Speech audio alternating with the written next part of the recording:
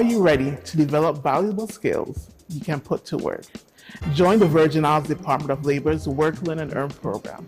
It is a 12-week paid work experience for out-of-school youth ages 17 to 24 with little to no work experience. This program provides you with the opportunity to develop your professional skills in a professional work environment in your area of interest, with the goal of connecting you to full-time employment.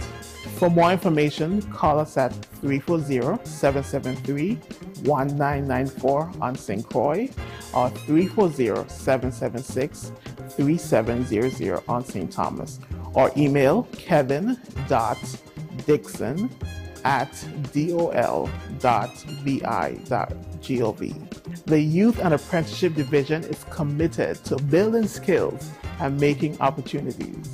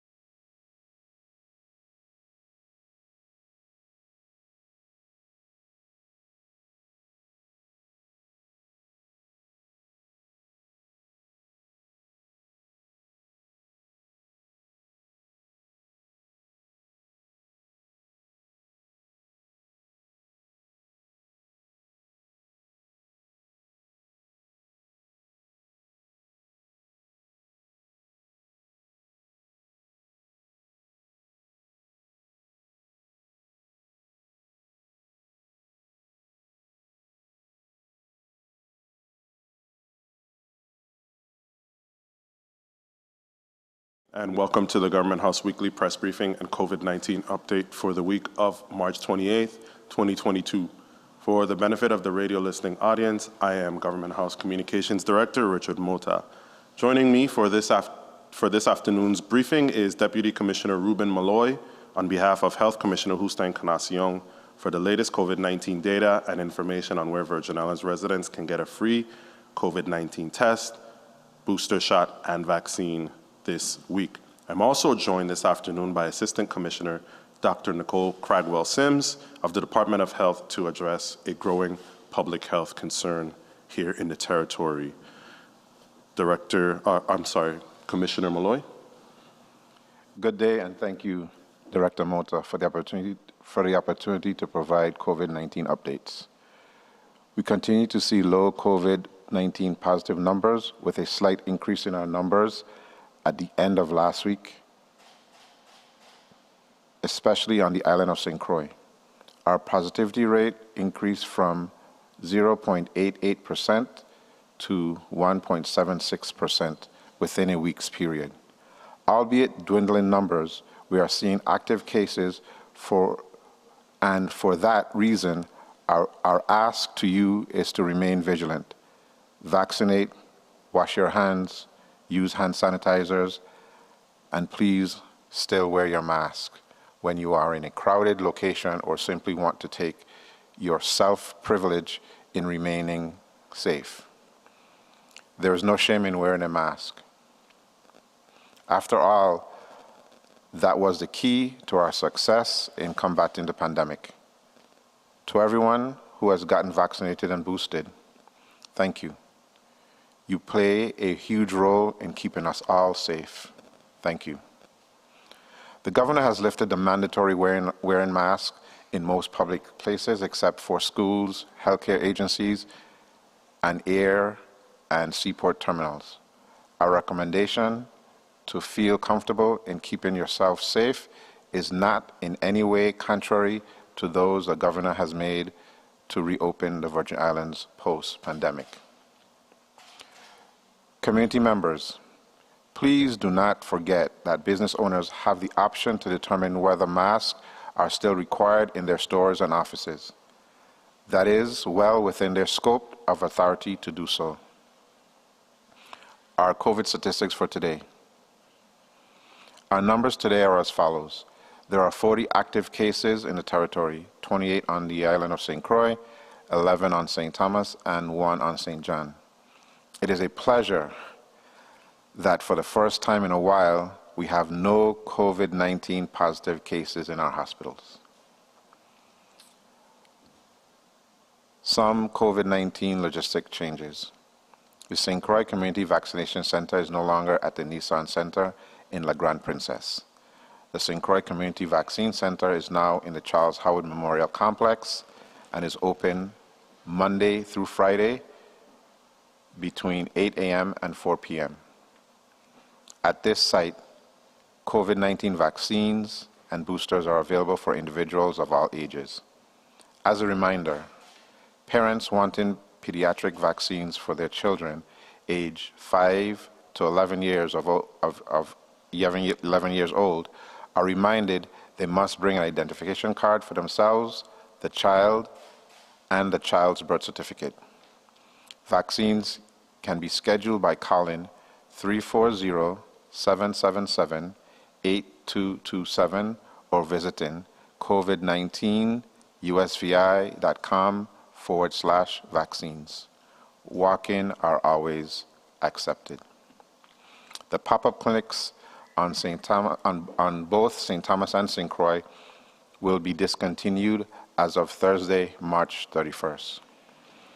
This includes the locations at the market, the farmers market on St. Croix, and at Cassules on St. Thomas. On St. John, vaccines will remain available for all age groups every Wednesdays from 1 to 4 p.m. at the Port Authority gravel lot. Testing also remains available at this site from 12 noon to 3 p.m. Some reminders for other COVID-19 services.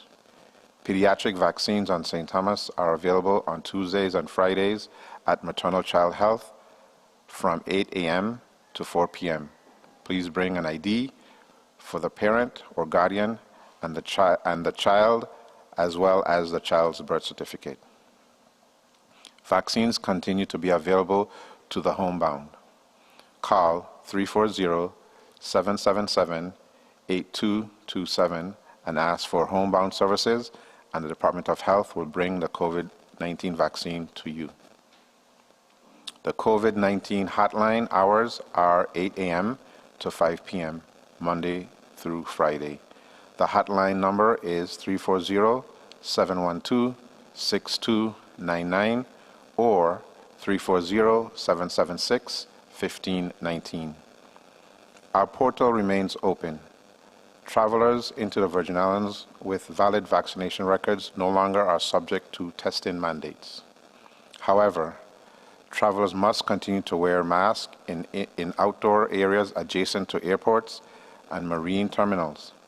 International travelers must still present a negative COVID-19 test within 24 hours of travel. Please call 1-800-372-8784 if you are experiencing difficulties with the portal. Our sister agency, the Department of Tourism, will assist.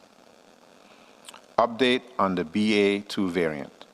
There is still no evidence of the BA.2 in the VI with the available data today. However, we have submitted 14 sequencing samples last week that are still pending results. We will continue to inform you if there is a change. Note that BA.2 now accounts for 1/3 of all cases on the mainland. Thus, it is not a matter of when, it is a matter of when, not if. For the latest COVID-19 information, visit the United States Virgin Islands Department of Health Facebook page or our website at www.covid19usvi.com. And for COVID-19 health information alerts, text COVID-19 USVI to 888-777. Before I send you back to Director Mota, the Honorable Commissioners Ray Martinez, Justa Encarnacion, and Raquel Berry Benjamin wanted you to listen to a profoundly serious message by Dr. Sims. Thank you, Deputy Commissioner Malloy. Good afternoon to everyone within the sound of my voice. My name is Dr. Nicole Cragwell-Sims, the Assistant Commissioner, Virgin Islands Department of Health. Today I'm going to be focusing on the use of edibles among our youth. Edibles, for those of you that don't know, are food or drink products that typically contain chemicals found in the cannabis plant. I would like for parents, guardians, teachers, anyone associated with youth at this point in time to listen very carefully to the brief message, some tips, and some guidance on having discussions with our youth. Cannabis or edibles may look very similar to genuine products, often appearing in similar packaging, using branding names, and therefore likely to appeal to children. The reality is that they look delicious, and some of them taste just like candy. However, as much as you may not want to admit it, there are young people who are impulsive or thrill-seeking. They're considered pushers in our schools and in that system where our children thrive. These traits are associated with vulnerability to the abuser as the behavior and the victim as psychosis develops from certain use of cannabis and edibles.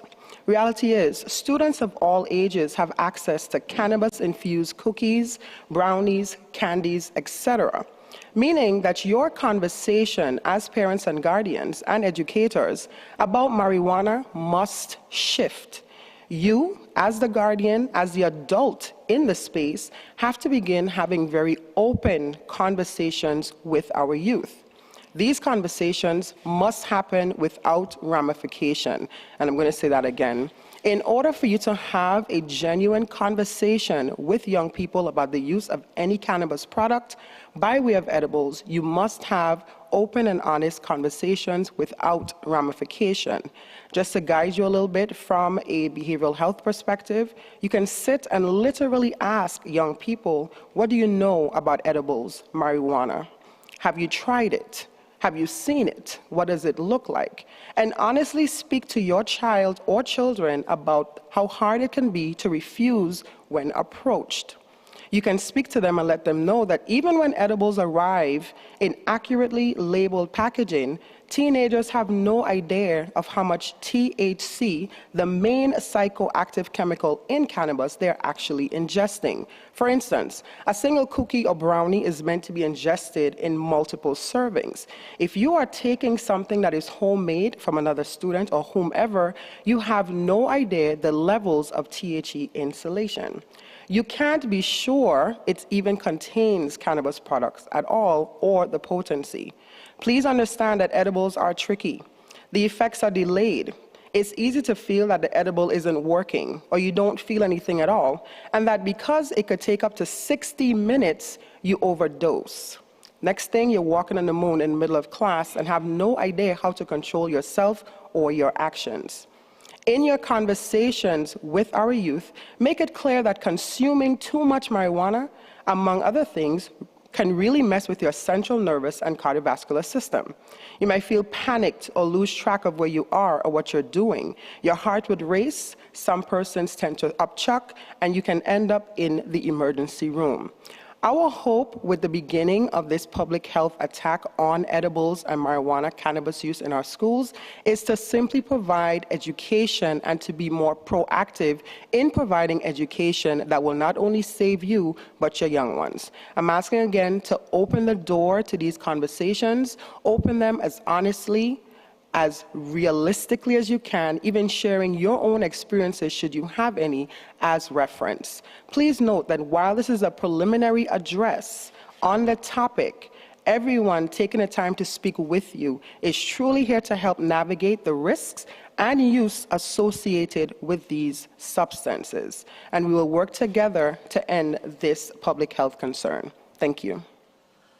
Thank you, Dr. Sims, and thank you, DC Malloy, for that information. The Office of Management and Budget is preparing to send down the Governor's fiscal year 2023 and fiscal year 2024 executive budgets to the legislature, and in its preparations, held its 2022 Spring Revenue and Estimating Conference this past Friday. As part of the conference, the government of the Virgin Islands revenue-generating agencies are required to report their financial forecasts. Among the highlights at the 2022 Revenue Estimating Conference was that hotel revenues in the territory are up 75%. First quarter 2022 visitors are almost double the same period in 2021. So we've had almost twice as many arrivals this year in the first quarter alone as during the same period of last year, which is really great news. Unemployment is at its lowest level at 7.9%. The refinery restart and the Marriott Hotel are both expected to return, which will provide major additional boost to the government's finances. According to the presentations from more than 21 revenue-generating agencies, autonomous entities, and for the first time, the Chamber of Commerce from both districts, the financial outlook of the United States Virgin Islands is stable and growing with revenues on par or better than pre-COVID levels. So certainly big news there.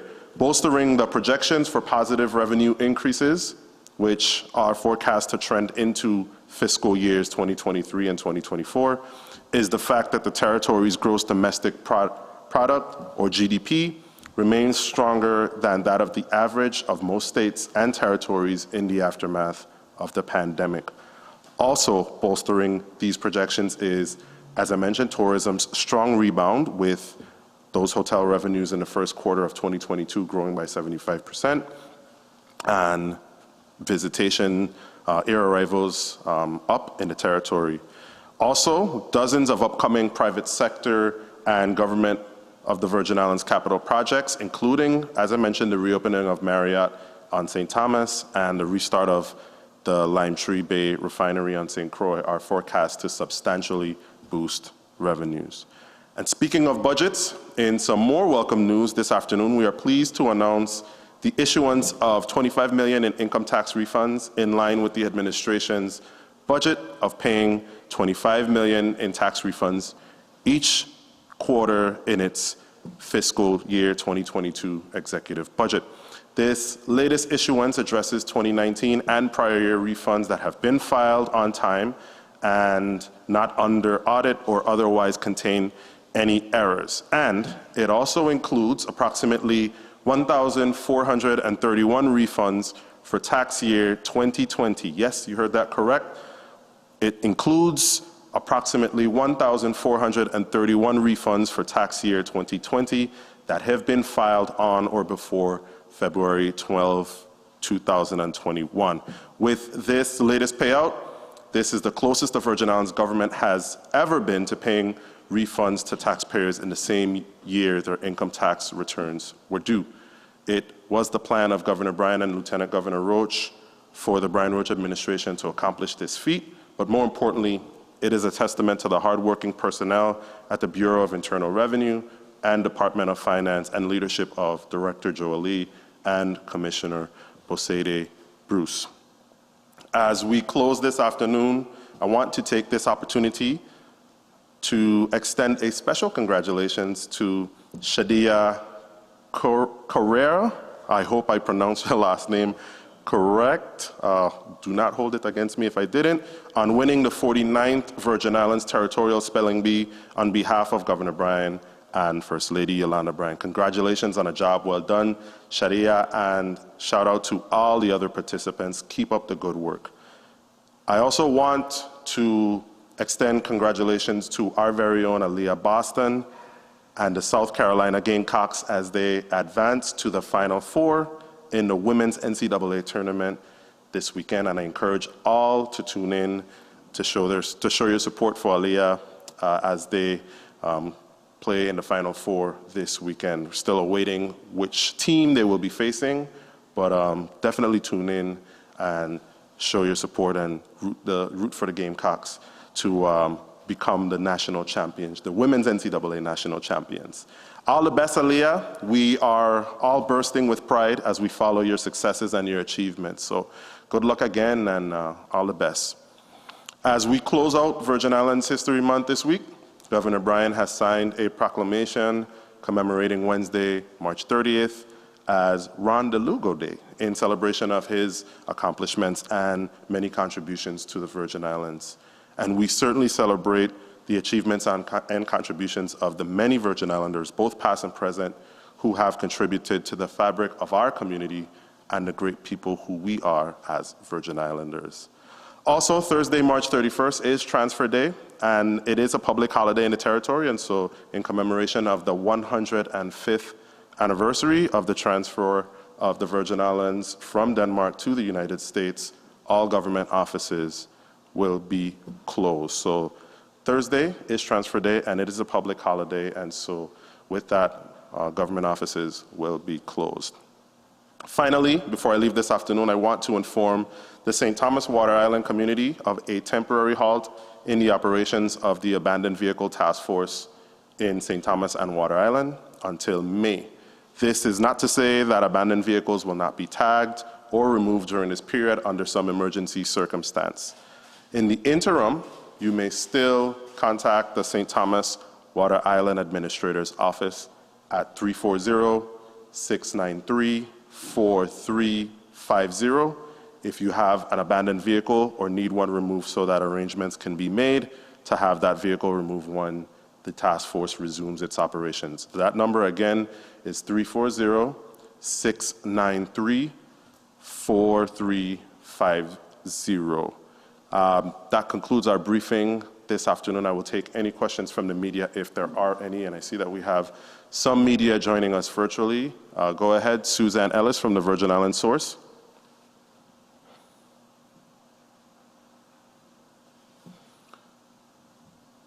Suzanne Ellis, Virgin Islands Source. Go ahead. Okay, Lasiba Knight from the St. Croix Avis. Go ahead, Lasiba. Hello, good afternoon, Richard. Can you hear me? Yes, we can. Go ahead, Lasiba. Awesome. So I guess this question is for Dr. Cregwell. I wanted to get a sense of the scale of the problem. We're having a PSA, so I'm just wondering at what rate are educators encountering edibles in public schools or like in school in general, and if that's really, where the problem is, like carrying it into school. Excuse me, in terms of the rate, I would really have to get that information to you. I think the problem, I can safely say, is deeper than that, hence the task force that's been pulled together with the Department of Health, Education, VIPD, just to name a few. What has to happen is, we need to face realities and the fact that contraband is not new. Contraband was on campus when I was in high school, when parents were in high school. It's a matter of addressing the change and the shift in how it's presented, the change and the shift in pusher versus user, the abuse of the product, the education for individuals who work among these students in identifying what they're seeing. And so it's going to take a little time because this is a symptom of the problem, but we're working collaboratively to identify the root and address it from there. Awesome. And then I just had a follow-up. Can you speak a little bit to why children should be wary of ingesting edibles? You mentioned psychosis, and if you could delve into that a little, please.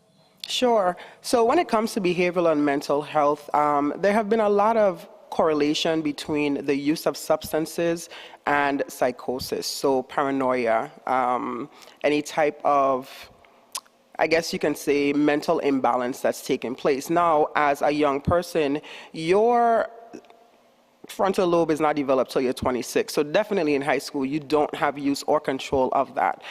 As I mentioned before, a lot of these edibles take about 30 to 60 minutes to take effect. And because you don't have the ability to rationalize at that age, you're saying to yourself, okay, this gummy did not work, this cookie did not work, and you continue to ingest and ingest. And about 30 to 60 minutes after that, you can't even feel where you are in the moment, or you may feel everything. You can literally probably feel one hair growing out of your head. That's the reality of it. You are unaware of what's happening to your body at that time because it's still developing. So from our perspective, public health, what we want to do is address the issue. It's similar to I'll just go there. Sexual education. In the beginning, it was all about abstinence. And then we realized that we needed abstinence plus education, and that's what we're going to do. You have to be educated to understand what the complications can and will be from this, and then hopefully we move forward.